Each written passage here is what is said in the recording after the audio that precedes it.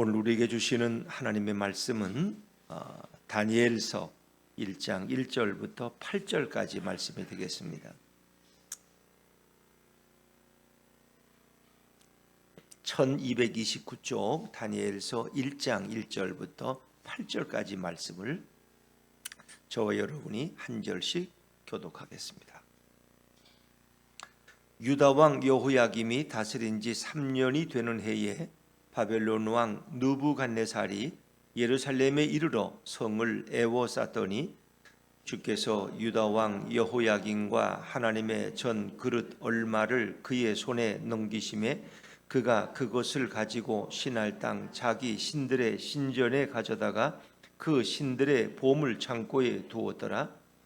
왕이 황관장 아스브나스에게 말하여 이스라엘 자손 중에서 왕족과 귀족 몇 사람 곧 흠이 없고 용모가 아름다우며 모든 지혜를 통찰하며 지식에 통달하며 학문에 익숙하여 왕궁에 설만한 소년을 데려오게 하였고 그들에게 갈대아 사람의 학문과 언어를 가르치게 하였고 또 왕이 지정하여 그들에게 왕의 음식과 그가 마시는 포도주에서 날마다 쓸 것을 주어 3년을 기르게 하였으니 그 후에 그들은 왕 앞에 서게 될 것이더라. 그들 가운데는 유다 자손 곧 다니엘과 하나냐와 미사엘과 아사랴가 있었더니 환관장이 그들의 이름을 고쳐 다니엘은 벨드사살이라 하고 하나냐는 사드락이라 하고 미사엘은 메삭이라 하고 아시랴는 아벳느고라 하였더라. 다니엘은 뜻을 정하여 왕의 음식과 그가 마시는 포도주로 자기를 더럽히지 아니하리라 하고 자기를 더럽히지 아니하도록 환관장에게 구하니. 아멘. 할렐루야. 네, 주님의 은혜가 우리 모두에게 함께하기를 간절히 바랍니다. 자, 이제 오늘부터 우리는 또 다니엘서를 묵상할 터인데 지금 다니엘서의 상황도 아직 이스라엘 백성은 바벨론의 포로로 끌려가 있는 상황입니다. 그런 가운데서 하나님이 바벨론 땅에서 어떻게 일하시고 어떻게 역사하는지 다니엘서를 통해 말씀해 주시고 이 다니엘서의 저자는 다니엘로 그렇게 생각하시면 되겠습니다. 다니엘이 그가 체험하고 그가 경험한 것을 여기에 기록하고 있는데 아직은 이스라엘 백성은 바벨론 포로로 붙들려 있는 그런 상황 속에서 바벨론 땅에서 이루어지는 하나님의 역사를 우리에게 보여주고 있는 것입니다. 그래서 다니엘서는 구약의 계시록이다 이렇게 흔히 말합니다. 향후 전개될 인류 역사의 흐름을 아주 구체적으로 또 상징적으로 예언하고 있는 책이라고 여러분이 생각하시면 돼요. 인간 역사를 이끌어 가시는 분이 누구냐? 인간들이 뭐 잘하고 잘못하고 뭐 훌륭한 정치를 내서 역사가 바뀌는 것 같지만 그 모든 것을 배후에 주장하시는 분이 누구냐? 바로 하나님이라는 거예요. 여러분 우리 개인의 인생도 그래요. 우리가 개인의 인생에 보면 뭐 이렇게 아프기도 하고 또 병들기도 하고 실패하기도 하고 잘 되기도 하고 성공도 하고 하지만 이 모든 것은 내가 결정하는 것이 아니라 내 배후에 계신 하나님의 손에 의해서 우리는 이끌려가는 인생이다. 이 모든 인생은 하나님의 절대 주권 하에 있음을 우리는 이 다니엘서를 통해서 생각해 볼 수 있어요. 그래서 지금 바벨론 땅에서 포로로 끌려가서 하루하루 정말 시르와 절망 속에 빠져 있는 이스라엘 백성들에게 구원의 희망을 주는 책, 그리고 하나님은 오늘도 일하고 계신다는 것을 우리에게 보여주고 있는 책이 바로 다니엘서다 생각하시면 됩니다. 사실 이스라엘 백성이 이제 1차, 2차, 3차 이렇게 바벨론의 침공을 받고 결국은 이제 예루살렘 성전이 허물어지고 불타고 예루살렘 성도 초토화되고 백성들은 다 뿔뿔이 살해당하고 그리고 바벨론으로 끌려간 1차, 2차, 3차 포로로 끌려간 상황 속에서 많은 이방인들은 유대인이 하나님이 어디 있느냐? 아니 하나님이 살아계시면 저런 일이 어떻게 있을 수 있냔 말이에요. 결국은 이스라엘 백성의 죄악 때문에 일어난 결과예요. 그들이 하나님을 떠나고 우상을 숭배하고 하나님이 말씀하시는 선지자들의 소리에 귀를 막아버렸어요. 하나님은 어쩔 수 없이 그들을 수많은 경고에도 불구하고 이스라엘 백성이 계속 고집을 피우고 하나님 앞에 순종하지 않을 때 결국은 하나님은 당신의 이름을 둔 예루살렘 성전과 그 성읍까지도 허물어 버리고 불태워 버리신. 그리고 바벨론을 끌어들여서 그들을 초토화시켜 버리고, 그리고 그 백성을 포로로 끌려가게 할 때에 하나님의 명성이 땅에 떨어지는 거예요. 유대인들이 믿는 야훼 하나님, 그 하나님 뭐하는 하나님이냔 말이에요. 저들이 저런 일을 당하고 있는데 그 하나님은 죽은 것이냐 잠자고 있느냐 뭐하는 것이냐 말이에요. 자, 그럴 때 하나님께서는 이제 바벨론 땅에서 그 어찌 보면 이스라엘을 침공했던 그 바벨론의 느부갓네살 왕의 그 성전의 중심에서, 그 왕국의 중심에서 하나님이 일하고 계시는 거예요. 거기에서 다니엘과 그 세 친구를 통해서 하나님이 어떻게 역사를 이끌어가는 것을 우리에게 보여주고 있다고 생각할 수 있죠. 그래서 그 당시에 포로민들에게 구원의 희망과 그들이 귀환할 수 있다는 확신을 주는 책이 바로 다니엘입니다. 그 다니엘서는 또한 예언서이면서도 이제 묵시 문학에 속하고 또 신문서에도 속하는데 세계적으로 그 당시의 세계적인 바벨론, 페르시아, 그리스, 로마 이런 큰 대제국의 운명을 예언해주고 있어요. 그들의 흥망성쇠를 다니엘서가 예언하고 있어요. 그러나 거기에만 끝나는 것이 아니에요. 그 가운데서 예수 그리스도의 초림의 사건과 재림을 통해서 성취될 하나님의 나라를 말하고 있습니다. 그래서 다니엘서는 예수님에 관해서 가장 많이 말씀하고 있는 책이에요. 다니엘이 이런 예언을 통해서, 그래서 뭐 그분에 대한 뜨인 돌 또는 인자, 다니엘서 7장에 보면 인자라는 표현이 나오고, 또 다니엘서 9장에 보면 오실 메시아에 대해서 말씀하고 있고, 또 다니엘서 10장 5절 이하에 보면은 그가 정말 이상 중에 한 사람을 보게 됐는데 그분이 바로 그리스도였어요. 예수 그리스도. 그래서 예수님의 초월성과 그 영광스러운 모습, 이 모든 것을 다니엘서는 너무나 분명하고 너무나 확실하게 우리에게 예언해 주고 있는 예수님에 관한 책이라고도 말할 수가 있습니다. 그래서 다니엘서가 가지고 있는 공통적인 이 주제들은 절대는 하나님의 절대 주권, 이 제국과 하나님의 이 왕의 운명을 포함한 모든 역사가 하나님의 손 아래에 있다. 하나님이 그 모든 것을 계획하고 이끌어가고 있음을 우리에게 말씀하시죠.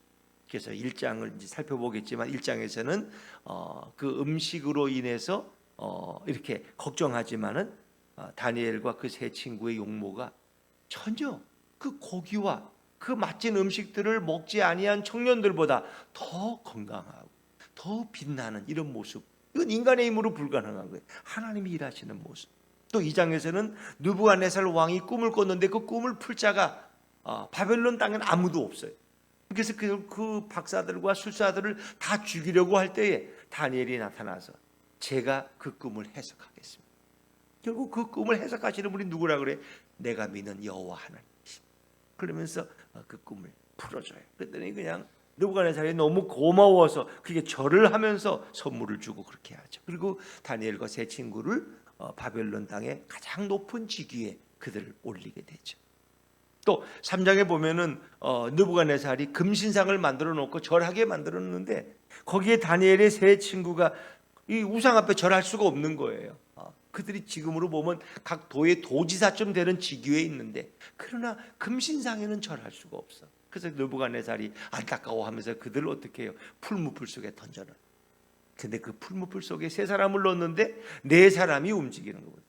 거기에 예수님이 계셨고 하나님이 일하심을 보여주고 뭐 끝없이 다 그래요. 4장에 보면은 또 이 느부갓네살이 교만에 빠져가 결국 정신 이상으로 7년 동안 풀을 먹으면서 짐승처럼 생활하는 모습을 또 우리에게 보여주고 있어요.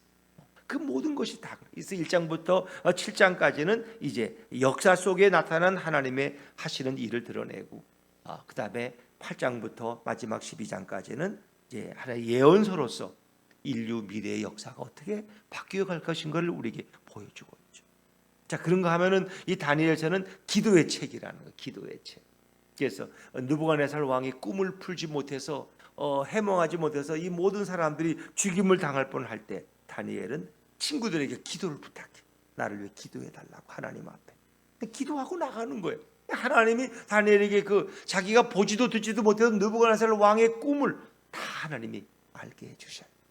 그래서 느부갓네살 왕 앞에 가서 그 꿈을 해몽하는 이런 장면들.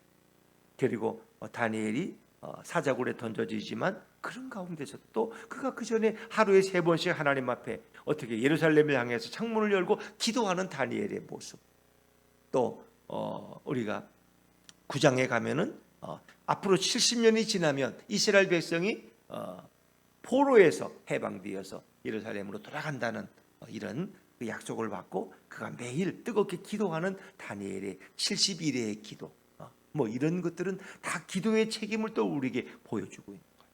하나님은 오늘도 우리의 기도를 듣고 계시고 오늘도 우리의 기도 가운데 일하고 역사하고 계신다는 거예요. 자, 그런가 하면은 다니엘서에는 부활 사상이 또 드러나요.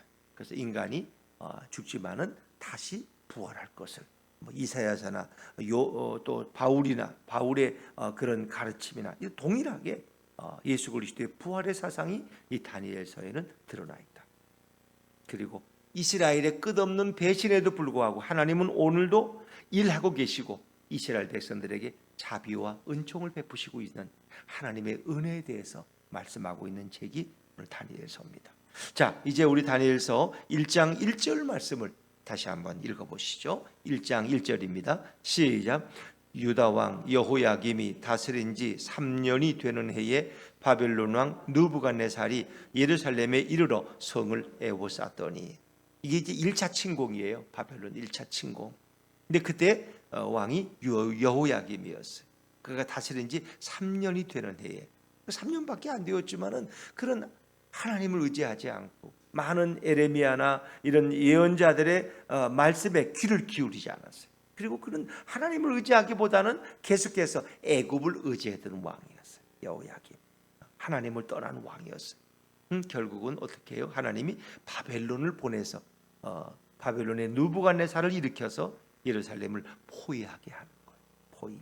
근데 이 1차 침공인데, 이때 다시 바벨론의 느부갓네살은 이 예루살렘 성을 불태우려고 생각하지 않았어요. 예루살렘 성전에 뭐 이걸 초토화시키려고 생각은 없어요. 그냥 하나님이 이 바벨론의 느부갓네살을 동원해서 보냈기 때문에 어찌 보면 1차 포로로 끌려감으로써, 그리고 왕을 그대로 세워두죠. 그냥 또 다른 왕을 세워두고, 그래서 그 이스라엘의 정권은 유지되게 해요. 이거 어찌 보면은 완전히 불태워버리고 완전히 멸망시키는 게 목적이 아니에요. 그냥 위협하는 수준이에요. 위협하는 수준. 그래서 2절에 어떤 일이 일어납니까? 자, 2절 말씀을 읽어보죠. 2절입니다. 시작.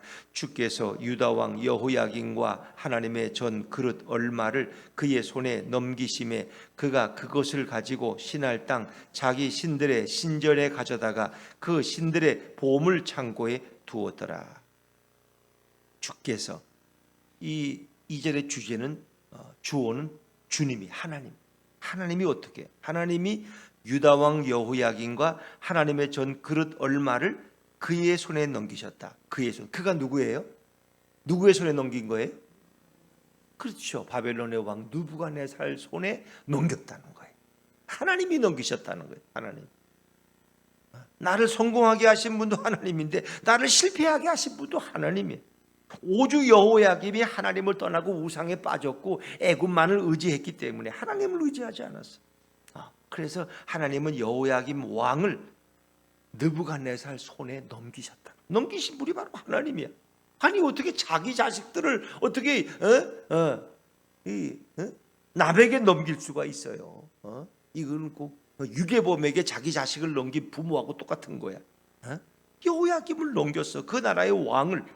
그리고 그것만 아니라 하나님의 성전에 그 기명들, 그 많은 기명들이 있어요. 제사에 사용, 예배에 사용하는 그 그릇 일부분 얼마를 그의 손에 넘겼어. 그거를 느부갓네살이 가지고 가서 어떻게 해요? 그가 그것을 가지고 신할 땅 자기 신들의 신전에, 이 바벨론은 마르둑이라는 벨신을 섬기는데 그 마르둑 신전에다가 그 예루살렘 성전의 그릇들을 거기다 옮겨놨다는 거예요. 신전에 가져다가 그 신들의 보물 창고에 두었더라. 참 어찌 보면 치욕스러운 일이죠. 치욕스러워. 왕이 포로로 끌려가고 하나님의 이름을 둔 성전에 그 보화와 같은 그릇들, 기명들이, 하나님을 예배하는 그 그릇들이 바벨론 땅으로 다 옮겨진 거예요. 그리고 바벨론의 그 마르둑 신의 신전 창고에 거기에 보관하게 되었다. 이건 아주 오명적인 것이고 부끄러운 것이고 치욕적인 일이에요. 우리나라가 뭐 일본에 망할 때 뭐 한꺼번에 망합니까? 1910년 뭐 1905년 뭐 무슨 조약 을사 뭐죠 뭐 10년에 또 무슨 조약 하다가 결국 나라의 주권을 넘겨주고 말잖아. 경고의 시작이에요. 그때 깨달아야 돼. 왕들이 깨닫고 백성들이 깨달아야 돼. 근데 그걸 깨닫지 못하는 거야. 결국은 하나님께서 이런 경고를 보내주시는 거예요. 경고를. 왕을 바벨론의 포로로 끌려가게 만들. 그리고 성전의 그 중요한 기명들을 바벨론 땅으로 옮겨놓습니다. 그러니 중요한 게 있어요. 처음에 1차 포로 때 한 1만 명이 여호야김 왕과 함께 그 성전의 기명들과 함께 바벨론으로 끌려가요. 근데 하나님이 그들을 버린 게 아니에요. 그 끌려가는 1차 포로민 가운데 하나님도 함께 가셨다는 거예요. 그래서 바벨론 땅에서 참으로 고통당하고 이제 어려움 당할 그 백성들을 보살피고 그들과 함께 하신 분이 바로 우리 하나님이, 우리 예수님. 이제 그걸 아셔야 돼요. 그래서 바벨론 땅에서 그들이 끌려간 것만이 아니라 하나님이 그들과 동행하셔서 그 역사, 그 바벨론의 왕국에서 하나님이 어떻게 일하시는가를 우리에게 구체적으로 보여주고. 이제 이때도 예루살렘의 성읍의 정치인들이나 고관들은 깨닫지를 못해. 계속해서 애굽을 의지하고 하나님을 등져. 그래서 우리가 이미 에스겔서도 봤지만 그곳의 제사장들이 뭐예요? 태양을 숭배하고 있고, 자기들의 우상을 숭배하고 하나님을 예배하는 게 아니라 예루살렘 성전에서 참 이상한 일이 일어나는 거예요. 하나님이 그 성전을 그냥 두실 수 있어요? 그들이 깨닫지 못하. 계속해서 바알과 아세라 신당을 섬기고 있는. 그래서 결국 2차 침공사건, 3차 침공사건을 통해서 하나님을 완전히 예루살렘을 멸망시키고 불태우고 그 수많은 사람들을 다. 근데 그게 단순간에 일어난 게 아니라 많은 시간을 두고 그렇게 진행되었는데 누구도 그걸 깨닫지를 못했다는 거예요. 마약에 빠져가는 우리나라의 모습, 그렇죠? 어디서 어디까지 지금 마약에 의해서 지금 병들었는지 알지 못해. 이거 뭐 표면적으로 드러나는 한두 가지야. 뭐 이성균이 뭐 어쩌고저쩌고 연예인들 뭐 이거 드러나는 그 수준에 불과하고 그 밑에 깔린 부분은 상상도 하지 못할 부분이에요. 또 요즘 우리 국회에서도 대정부 질문할 때 문제가 되는 그 음란 서적들, 뭐 그런 걸 왜 초등학교 도서관에 왜 그런 걸 비치하냔 말이에요. 세 명이서 뭐 섹스, 남녀가 섞여서 세 명이서 하는 거는 뭐 무슨 그룹 섹스라고 그런 걸 애들한테 왜 가르칠 필요가 있어요? 그렇게 하라는 말이야 뭐야? 참 말도 안 되는 일들을 하고 있어. 그 말도 안 돼. 어떻게 교육감이 그런 일들을, 어떻게 나라에서 그런 것들을 어떻게 그렇게 방치하고 있냐는 거야. 아이들에게 뭘 가르쳐 주려고? 참 그런 게 아이들에게 왜 필요해? 뭐 상대 이성의 뭐 학문을 뭐 훑어주는 게 뭐 학문의 애무라고, 그게 왜 거기 도서관에 그런 일이 왜 들어가 있어요? 거기 어른들도 관심이 없는 일에 왜 초등학교 애들 아무것도 모르는 애들한테 왜 그런 걸 가르쳐 줘가지고 성에 눈을 떠서 엉뚱한 길로 그래. 그룹 섹스를 하란 말이야, 하지 말란 말이야. 뭐 어떡하란 말이야. 동성끼리 그런 섹스를 하라는 거야, 하지 말라는 거야 도체가. 이 정부는 이상한 정부야. 물론 그게 지난 정부부터 시작된 일이에요. 뭐 교육감도 말이 없고 다 뭐 누구 잘못인지도 뭐 어디서부터 잘못됐는지 몰라. 이 일들을 아무도 나서지 않고 방치하고 있다는 거야. 하나님 기뻐할 수 있겠어요? 차별금지법 이름으로 동성애를 허용하는 이런 것들을 하려는 정치인들, 정신 나간 사람들, 이건 아무도 책임이 없어. 하나님이 이런 나라를 어떻게 그냥 보고 둘 수 있겠어요? 지금까지 이렇게 살아온 건 정말 은혜야. 앞으로 어떤 일이 전개될지 아무도. 하나님이 이스라엘 백성에게 계속해서 경고를 보내시는 것. 자, 이제 그들이 끌려갔어요. 근데 왕이, 그 느부갓네살 왕이 한 가지 명령을 내려요. 어떤 명령을 내릴까요? 자, 우리 3절 말씀으로 넘어가 볼까요? 3절입니다. 시작. 왕이 황관장 아스부나스에게 말하여 이스라엘 자손 중에서 왕족과 귀족 몇 사람, 4절입니다. 시작. 곧 흠이 없고 용모가 아름다우며 모든 지혜를 통찰하며 지식에 통달하며 학문에 익숙하여 왕궁에 설만한 소년을 데려오게 하였고 그들에게 갈대아 사람의 학문과 언어를 가르치게 하였고. 이건 이제 친화, 동화 정책이에요. 1차 포로로 끌려온 그 귀족들, 왕족의 자식들이나 이제 귀족들의 자녀들 가운데 똑똑하고 현명한 아이들을 데려다가 바벨론 왕궁에서 먹이고 거기서 교육시키라는 거예요. 그렇게 해서 그들을 바벨론 사람으로 만들어주는 거예요.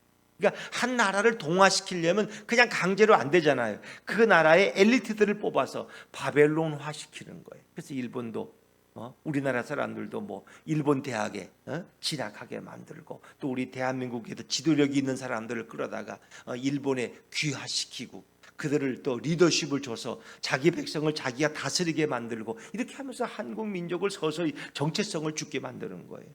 그래서 다 동화시키는 거예요. 강제가 아니라 스스로 그들이 동화되게 만드는 거예요. 그래서 지식에 통달하고 모든 지혜를 가진 용모와 모든 것이 아주 아름답고 건강하고 흠이 없는 젊은이들만 뽑아서 왕국에 데려다가 특별한 교육을 시키는 거예요. 이제 그들이 바로 이 예루살렘이나 이스라엘 백성들을 통치하고 다스릴 사람들을 세우려고 갈대아 사람의 학문과 언어를 가르치게 했어요. 뭐 그래야 또 소통이 되죠. 그렇죠? 이스라엘의 언어가 아니라 바벨론의 언어를, 학문을 가르쳐서 그들의 사람으로 만드는 거예요. 그러니까 유대인들의 정체성을 없애버리는 거고 바벨론의 사람으로 만드는 거예요. 뭐 피는 유대인의 피지만 그들의 문화나 모든 것은 바벨론화 시키는 거예요. 그래서 제일 중요한 게 음식이잖아요. 음식, 학문과 지식, 언어, 그 다음에 음식까지도 바꿔놓는 거예요. 자, 5절 말씀을 넘는 5절입니다. 시작. 또 왕이 지정하여 그들에게 왕의 음식과 그가 마시는 포도주에서 날마다 쓸 것을 주어 3년을 기르게 하였으니 그 후에 그들은 왕 앞에 서게 될 것이더라. 왕이 아주 지정해 주었어요. 왕의 음식. 근데 이제 바벨론의 느부갓네살 왕이 먹는 음식, 이 왕이 먹는 음식과 이 동일한 걸 주니까 얼마나 대단해요. 그렇죠? 얼마나 잘 먹었겠어요. 근데 왕의 식탁에서 함께 식사를 한 건 아니고 왕이 먹는 음식과 포도주나 이런 것들, 고기들 이런 것들을 다 그들에게 주어서 그들도 그걸 먹게 했는데, 여기 중요한 것은 유대인들은 먹지 않는 음식이 있잖아요. 부정한 것과 정결한 것을 따지잖아요. 또 피 흘린 것들을 먹지 않잖아요. 또 우상 앞에 들었던 것을 먹지 않잖아요. 근데 그걸 다 먹게 하는 거야. 그건 하나님 신앙을 버리게 만드는 거예요. 유대인의 모든 신앙적인 음식 습관을 다 포기하게 만들고, 그리고 바벨론 사람으로 만들어서 그들이 유대인의 뿌리를 잊어버리게 만들어. 그래서 왕의 음식이라면 얼마나 좋았을까. 그 고기와 산의 진미들, 그 맛있는 포도주들, 그렇게 그들을 먹이고 3년을 기르게 했어요. 그리고 앞으로 3년 후에 왕 앞에 서서 왕을 모시는 자리에 서게 돼요. 이 대단한 거 아닙니까? 포로민들을 세상에 이렇게 잘 대우할 수가 있어? 근데 그들이 왕 앞에서 고관이 되는 건 아니고 하층 신하로서 바벨론의 등용이 되는 거예요. 거기 공무원이 되고 고위 관직에 올라서, 그저 우리는 이렇게 유대인들이라고 차별하지 않고 유대인 중에서 유능한 사람들을 우리가 이렇게 등용해서 사용한다. 바벨론은 열린 나라다. 유대인들도 마음을 열고 우리에게 순종해라. 이걸 보여주는 거예요. 느부갓네살 왕의 위대함을 보여주고 있는 거죠. 근데 그들 가운데 바로 다니엘이 있었고 다니엘의 세 친구가 있었던 것입니다. 자, 우리 6절 6절과 7절 말씀을 같이 읽죠. 시작. 그들 가운데는 유다 자손 곧 다니엘과 하나냐와 미사엘과 아사랴가 있었더니 환관장이 그들의 이름을 고쳐 다니엘은 벨드사살이라 하고 하나냐는 사드락이라 하고 미사엘은 메삭이라 하고 이사랴는 아벳느고라 하였더라. 아샤라는. 그래서 다니엘의 세 친구 사드락과 메삭과 아벳느고라는 이름을 다 바꿔. 이름을 바꾼다는 건 정체성을 바꾸는 거예요. 히브리식 이름이 아니라 바벨론식의 이름으로 바꿔주는 거예요. 그리고 그 엘리트들을 바벨론을 위해서 이제 이스라엘 백성들을 설득하고 동화시키는 일에 그들이 동원되는 거예요. 이렇게. 근데 다니엘은 이 바벨론의 음모를 이미 알고 있었다. 왜 느부갓네살 왕이 우리에게 이런 특혜를 베푸느냐? 이건 목적이 있는 거예요. 결국 하나님을 떠나고 바벨론의 신전 앞에와 절하고 바벨론의 벨신이나 마르뚝신 앞에 절할 것을 결국 가르치고 있는 거예요. 왜? 그들의 우상에게 드렸던 음식을, 그 고기들을 먹는 것은 그 우상 앞에 절하는 것과 동일한 거예요. 그러나 다니엘은 그걸 이미 분별했어요. 그 시대에 잘못된 걸 분별했기 때문에 그는 그것을 먹으려고 하지 않고 자신의 영혼과 육신과 이 모든 정결함을 더럽히지 않으려고 그는 이미 결심했어요. 자, 8절 말씀까지만 읽습니다. 8절입니다. 시작. 다니엘은 뜻을 정하여 왕의 음식과 그가 마시는 포도주로 자기를 더럽히지 아니하리라 하고 자기를 더럽히지 아니하도록 환관장에게 구하니. 먼저 뜻을 정했어요. 이거 우리가 어떤 게 뜻을 정하는 게 중요해. 내가 새해는 이렇게 살아야지. 내가 하나님 앞에서 이렇게 살아야지. 뜻을 정하는 거야. 내가 하나님 앞에 예배는 어떻게 하고 기도는 어떻게 하고 내가 어떻게 봉사하고 내가 세상에서 그리스도는 어떻게 살아갈 것인가를 먼저 본인이 뜻을 정해. 이 뜻을 정하는 게 내 마음의 결심이 우선이야. 그럴 때 하나님이 도와주시는 거야.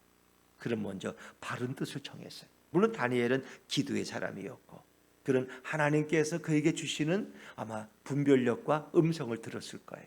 다니엘아, 너는 이 왕국에 주는 모든 혜택을 너가 다 넓적 받으면 안 된다. 너는 하나님의 사람이, 너는 히브리인이고 너는 유대 백성이야. 너의 정체성을 잃어버리면 안 돼. 그는 분명히 그것을 알았을 거예요. 그 뜻을 정했어요. 그리고 왕의 음식으로 그가 마시는 포도주로 자기를 더럽히지 아니한다는 거예요. 내가 범죄하지 않겠다. 아무거나 넙죽넙죽 받아먹는, 어이구 바벨론 왕이 이 포도주를 이렇게 우리 대우해 주네. 넙죽넙죽 받아먹는 그런 사람이 아니라 자기를 더럽히지 않는, 그러니까 정결함을 지키게, 그리스도인으로서의 거룩함, 분별된 삶을 살기로 그런 다짐하는 거예요. 우리가 해야 될 일이 있고 하지 말아야 될 일, 우리가 선택할 일이 있고 선택해서는 안 되는 일이 있어요. 우리가 가까이 할 수 있는 일이 있고 멀리 해야 될 일이 있어요. 다니엘은 그걸 구분할 줄 아는 믿음의 사람이었어요. 지혜로운 하나님의 사람이었어요. 자기를 더럽히지 아니하리라. 자기를 더럽히지 않으려고 환관장에게 가서 먼저 요구하게 되었어요. 내가 왕의 음식 이것을 내가 먹지 않고, 이제 환관장이 난리가 나죠. 그러나 하던 뜻을 정했다. 우리도 어찌 보면 이 땅을 살면서 하나님 앞에 내가 어떻게 살 것인가를 정해야. 저 같으면은 제가 이렇게 지금까지 30년 가까이 또 목회를 해오고 이제 30년을 넘어서 40년 가까이 목회를 해가지만 내가 앞으로 이 동탄에 와서 내가 이제 개척교회를 시작해서 내가 어떻게 내가 목회를 해가, 내가 어떤 목회자로 여기서 시작되고 내가 10년 후에 은퇴할 때는 이런 모습으로 내가 은퇴하겠다. 제가 뜻을 정하는 거예요. 제가 뜻을 정하는 거예요. 지금까지 내가 목회했던 그런 과정과는 다른 환경 속에서 나는 이런 목회자로 내 목회를 마치겠다. 제가 뜻을 정한 거예요. 그것이 빗나갈 때도 있지만 저는 그것에서 벗어나지 않으려고 계속 하나님 중심으로 살아가려고 제 나름대로 애쓰는 건 마찬가지. 여러분도 마찬가지. 지금까지는 내가 이렇게 살아왔지만 앞으로의 내 인생은 내가 이렇게 하나님 앞에서 내 인생을 마무리 짓겠다. 이렇게 정하시는, 먼저 뜻을 정하는 게 중요해요. 그리고 자신의 영혼을 더럽히지 아니하도록 그는 그 모든 것을 멀리하도록 먼저 할 수 있는 최선을 다해요. 그래서 자기를 관리하는 이 환관장에게 먼저 그것을 요구하게 되죠. 그러나 그 도저히 어찌 보면 불가능한 일이죠. 말이 돼요? 그 바벨 다 망하는 이 예루살렘에서 데려온 소년이 와가지고 뭐 자기가 먹을 거 안 먹을 걸 구분해 달래. 자기는 이런 건 안 먹겠대. 이게 말이 돼요? 말이 안 되는 얘기야. 근데 말이 안 되는 얘기를 말이 되게 만드시는 분이 누구예요? 여호와 하나님. 그 일을 가능하게 해주시는 분이 주님이시여. 우리가 뜻을 정하고 기도하니까 하나님이 길을 열어주신다는 거예요. 이게 안 그렇습니까? 그러니까 우리는 그 뜻도 안 정해. 그게 말이 돼? 반짝하는 거죠. 우리는 하나님의 뜻대로 살려고 마음을 정하고 하나님 앞에 기도할 때 그 길을 여시는 분이 우리 바로 하나님이고 예수 그리스도인 줄로 믿습니다. 네. 어떤 사람이 그랬다 그러잖아요. 자기는 하나님 앞에서 주의를 성수해야 된다. 자기는 이걸 어길 수 없다. 그러니까 예전에 몇백 년 전에는 그게 더 엄격했죠. 어찌 보면 신앙을 더 보수적으로 믿는 분들이 많아요. 자기는 이제 은행에 들어가는 게 늘 원이었는데 그 은행에 가서 입사 시험을 치고 면접을 하게 되는데 자네는 주일날도 우리가 바쁠 때는 출근을 해야 되는데 할 수 있겠나? 저는 못합니다. 저는 예수님을 섬기는 것 외에는, 예배 드리는 것 외에는 주일은 할 수 없어요. 그 사장이 안타깝지만 은행 사장이 당신은 우리 회사에 채용할 수가 없네. 안 됐다. 그러나 그 은행에 자꾸 부정한 일이 터져요. 부패한 일이 터지고 이러니까 사장이 마음을 바꿔서 다시 그 청년을 불렀어. 왜? 그 그리스도의 자기 신앙의 정체성을 지키려고 하는 그런 청년이 우리 은행에 오면 우리 은행이 더 이상 부패하지 않을 거야. 그런 직장을 잃더라도 하나님 신앙을 지키겠다는 그런 청년이 우리 은행에 필요해. 그래서 그 청년을 다시 데리고 와서 그 은행에 입사를 시켜. 그리고 중요한 일을 맡겨. 우리가 볼 때는 세상에는 세속의 삶이 있으니까 거기에 맞춰가야 된다고 생각하지만 하나님은 또 다른 계획을 가지고 있다. 이 세속된 사회 속에도 부패한 세상 속에서 하나님은 하나님의 사람들이 하나님의 나라의 방법대로 살도록 우리를 이끌어 가신다. 우리는 쉽게 타협해 그냥. 아이고 직장의 사장님이 그러라면 어쩔 수 없는 거지. 내가 원해서 일어나. 그러나 주일날은 하나님 앞에 드리는 예배 드리는 날이지. 그렇게 생각하면 그걸 지키려고 몸부림칠 때 주님은 길을 열어주시는 거죠. 오늘 비슷한 얘기지만 마찬가지. 다니엘은 그 음식으로 우상에 드렸던 음식으로 자신의 영혼을 더럽히지 않으려고 뜻을 정했더니 하나님이 길을 열어주셨고 결국은 거기서 놀라운 하나님의 역사를 모두가 목격하게 됐죠. 마찬가지예요. 저는 우리들이 이 땅에서 이 혼탁해 가는 세상 가운데서도 하나님의 말씀을 붙들고 주님의 그 은혜 안에서 오늘도 하나님의 백성으로서 걸어갈 길을 걸어가는 우리 모두가 될 수 있기를 주님의 이름으로 축원합니다. 기도하겠습니다. 주님 감사합니다.